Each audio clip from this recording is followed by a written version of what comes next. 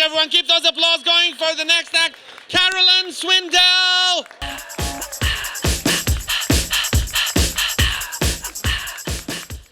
Now listen, don't panic. I know some of you are thinking, oh my God, this poor lady got lost on the way to a Liberal Party fundraiser. It's not true, I am a comedian, but look, let's address the elephant in the room. I'm a little bit older, aren't I? In fact, if you look closely, you'll see I've got quite a lot of investment properties. Without immediately telling you how old I am, I will tell you that when I was in primary school, our classroom art project was to make ashtrays for our parents. That's fallen a little bit out of favour in educational circles, but last year in home learning, I brought the fucking thing back. Because I think if you can't be educated, be useful, right? And if the Premier sends them home again, we're going to learn bong making this year. Yes, I am 52 years old and... Look, I don't want to tell you how to do your job, but quite often audiences cheer when I say that. So let's go again. I'm 52 years old. Stop. Oh, you did?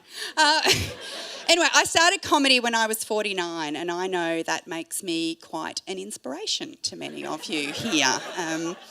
My friends were quite worried when I was starting comedy nearly 50. It's like, you can't start something that late in life, nearly 50, and expect to make an impact. And it's like, well, I think if we cast our minds back to 1939, Adolf Hitler, 50 years old, we can agree he made an impact.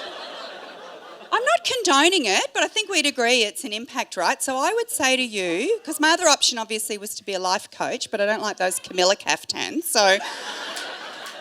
But anyway, if you've got a dream, it's not too late. Go for it. Anyway, I had my children at 38 and 43. Does anyone here know what the medical community call it if you're over 35 and pregnant? It's a geriatric pregnancy. Isn't that mean? That's horrible. I'm pleased to report that's falling a little bit out of favour too. When Meghan was pregnant with Archie, no one called her a geriatric pregnancy. They did call her a gold-digging black cunt though, so maybe I got the better end of that deal. I don't know. Anyway, it's quite exciting time for those of you who are mathematicians. You've worked out that my son, my firstborn, has started high school and he's gone from his local little public primary school into one of the Thai and Blazer schools. And we're really excited because it's one of the top quite rapey ones. So he'll probably be Attorney General or something one day. Anyway, it's a Catholic school and it feels to me like 10 seconds ago I was having my elective caesarean at the North Shore Private Hospital, but he's so ready for high school. He was 13 and the Vatican age of consent is 12, so good to go. I was really worried, in fact, because I'm not from Sydney and neither is my husband and we're not Catholic. I thought it's going to be really hard to get the children into private schools. Turns out, all you need to do is just hint to the priests that you're not very attentive parents. Snapped him right up. It's a bit dark, isn't it? Don't worry, like he's a big kid, super smart. I could have drunk way more during that pregnancy in retrospect. I feel like there's a little bit of judgment in the room at the moment.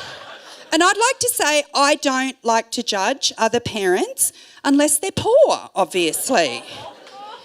Anyway, parenting's really hard, and in the beginning you try really hard. You just think, oh, everything's going to be organic and no one's ever going to eat McDonald's. And then it's like, life gets in the way. It's like, okay, McDonald's, but only on a long road trip to an educational destination. And then it's, okay, only on a long trip to an educational destination or a sleepover. And then you get to, okay, only on a long trip to an educational destination or a sleepover. Or every Friday when mummy's driving home shit-faced after lunch with the girls. Life gets in the way. It does make you do some crazy stuff having kids, and it's nobody's fault. It's oxytocin. It's this hormone, the love hormone, that goes coursing through your system for years. So you keep looking after this child until they're able to look after themselves. And it does make you a bit loopy. Like, I was reminded of this last year during lockdown when I was doing a bit of a Marie Kondo and I cleaned out a cupboard and I found something. And it's like, when my son was 2 and he had his first haircut, I cried. It was just a beautiful little moment, and I gathered up a couple of these golden little locks and I kept them. And I found these last year and I gagged. What sort of sick fuck keeps a Ziploc bag of human hair in their wardrobe for a decade. Straight out in the bin with the baby teeth, that one went. But anyway, it's an indication that your judgment's a bit impaired. And I thought that's what was going on when everyone was taking their babies to swimming lessons. So I thought, if you can't support the weight of your own head, you're not going to be posting very good times in the 200-metre individual medley. So why would I pay for coaching for that? Also, I have a personal policy, and look, no judgment, it's 2022. If you live your life differently, absolutely you go. But I don't get in bodies of water where 50% of people could shit themselves at any minute. So, and you have to be in the pool with the babies. So, and look, that is to say nothing about the aqua aerobics class that's going on over the other side there. So anyway, I waited until quite late to get my kids into swimming lessons. But it's an important life skill, right? You know, waterfront property, you've got to know how to swim. So I rang up, I said, I'd like to book my daughter in for swimming lessons.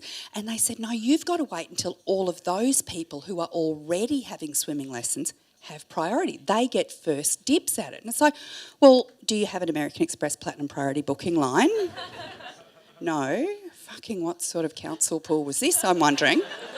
But anyway, so I got on the line, 9 o'clock on the Monday morning. I'm on there, waiting, trying to get through. If you've ever tried to get Splendor tickets, you've got some idea of the intensity of this exercise. You know, I'm on hold for ages. Finally, I get to speak to a human being. So, oh, thank God. I'd like to book my daughter in for swimming lessons. She's 6. What level is she? Well, I don't know, but gifted and talented, I imagine. No, is she snapper? Is she turtle? Is she angelfish? Is she stingray? There's a secret language. Not only do you need to be in the system to get in the system, you need to know the secret language. This is the fucking conversation I'd like to be having this election, actually. They've stopped using blue whale because it's not good for the hefty kids' self-esteem. Anyway, and then you find out the cost of this shit, 10 lessons, half of which you won't go to because someone's got a cold, half to 3/4 of a gram. You tell me what you'd rather spend the money on. Anyway, listen, just before I go, probably should tell you, joke's on you, this is actually a Liberal Party fundraiser, so pretty fucking happy with the numbers too, actually. So just we're going to pass the hat around. You just tip in whatever you think they're worth. Thanks, guys. I'm Carolyn Swindell. Have a great night.